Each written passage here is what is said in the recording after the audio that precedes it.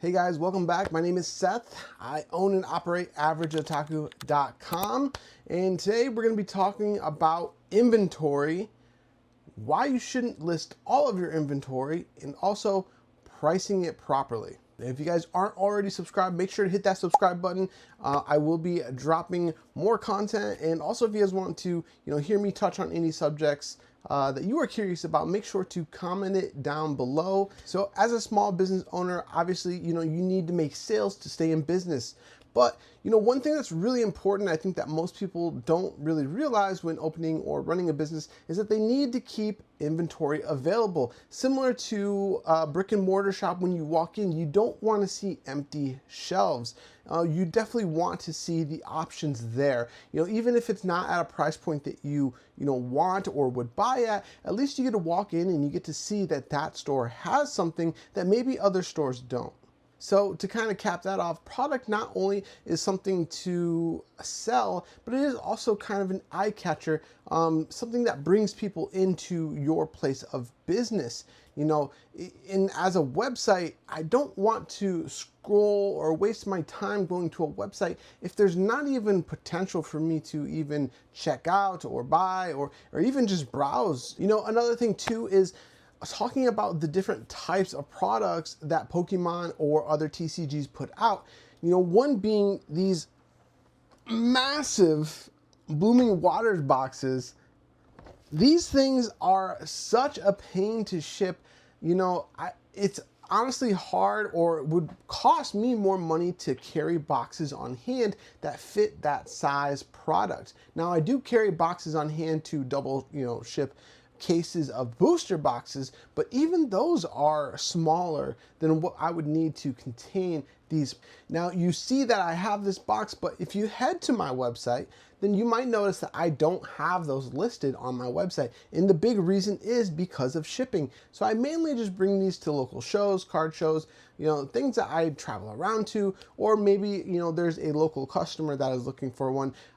And it's more easy for me to, meet up with them or, hand deliver it in some cases. Another thing I can do is break down the product and sell the packs individually. But I think that customers find security in knowing that their packs are in a sealed product. Also, a product like that tends to provide collectible value as well. If you take a look at these X and Y boxes, the price has gone up over time, and not just because of the packs, but because the boxes themselves can be hard to find. For example, take this Sylveon collectible box. This thing is expensive and far outweighs the price of the packs individually. Why? Because the box itself is collectible. Now that I've talked about inventory, I kind of want to touch on pricing. Now, again, something that helps keep products on the shelves is pricing. If I was selling this Surging Sparks booster box at $166 on my website, then I'm sure it would get bought out very, very quickly. But me personally, I have more to lose than to gain if I were to do that, simply because one, I would be emptying out my shelves of product and no one would want to visit my website. And also, I would really be selling myself short on the product because I did not get these on release, and these I had to pay more for. When people tend to complain about prices, they don't really understand what that shop might have gotten that box for, or that specific product. A lot of people might say, hey, why are you charging $240, I forgot what I have it on my website, $240, $250 on your website for this Surging Sparks booster box when you get it for, $100. Now that may be true considering, if this product was from, a release time, but this one in particular is not. However, if it were, you still have to consider the fact that the shop had to be out that money that they paid for that box for X period of time since release. So selling at market for, whenever that time is, makes more sense than to list it at, MSRP or under MSRP. Also, a thing to consider is Is there a surplus of product? Are you able to order it? Is there enough coming from the source that you can continually get this product? Because, you know, if I was able to get unlimited amounts of Surging Sparks booster boxes, then I would be selling it at, you know, 110 and 120 to make a small margin, because, you know, volume is much better. Volume is better because you're reaching a wider range of audience rather than making the most out of a very few amount of customers.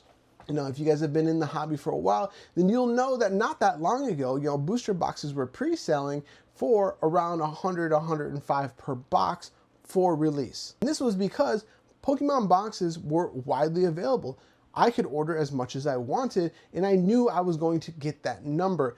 However, nowadays, whenever I place an order, I'm not even sure I'm going to get that number, yet alone when is the next time I'm going to see this product. Now, I got these boxes about a month ago during the reprint, and that is what, roughly 5-6 months since release. That is a long time between, you know, when I knew I was getting a product and the next time that I was going to get it. You know, and again, I don't even know ahead of time when I'm going to see that product again. Since allocations are so thin nowadays, you know, people have to be very smart with how they price things. Now, take my Journey Together release, for example. Now, I did sell it for slightly above MSRP after considering tax and shipping.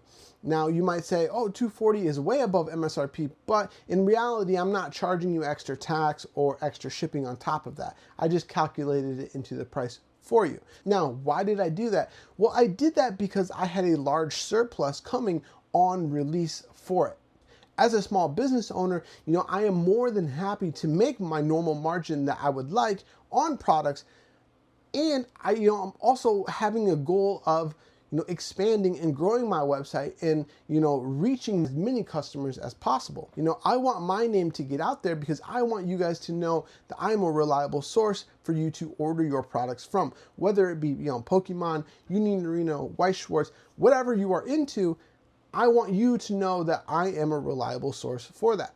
And the reason why I want you to know that is because at the end of the day, the Pokemon market will not stay like this.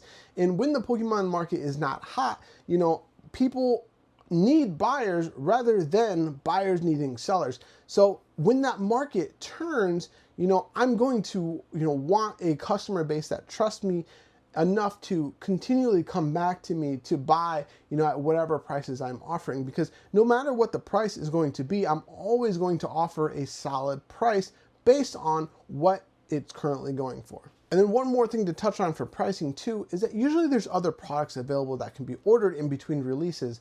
Right now, distribution has literally nothing at a distribution price that I can go and order freely. So I have no constant source of possible income where I can just go buy that product and list it and hopefully someone buys it. That option is not there. So I have to be very careful about my pricing because I don't want my shelves to get cleared and then say, you know, all my bills come and then I have no product to order to make more money to keep this business going. You know, and that's the worst case scenario, is you can't be out of product. You have to always find a way, or else you'll never be self-sustaining. Now, I think that pretty much covers all of what I was really trying to touch on today. It's a pretty simple and short video, but I did kind of want to touch on the basics, not only for other, you know, small business owners, but also as, you know, for the buyers out there as well that want to know a little bit more on the back end of things, because, you know, you guys might see high prices and think that your local shop is scalping just because they want to, but it's not always just because they want to. Most shops really want to bring in more people, you know, again, more returning customers, because that benefits them way more, because the market will not always stay hot. So if they always have returning customers, that increases their baseline sales on a weekly, daily, monthly basis, however they may calculate it. If there's anything else that you guys would like to hear me touch base on, you know, again, feel free to comment down below. Make sure to drop this video a like and make sure to subscribe for the next one. Have a good one, guys.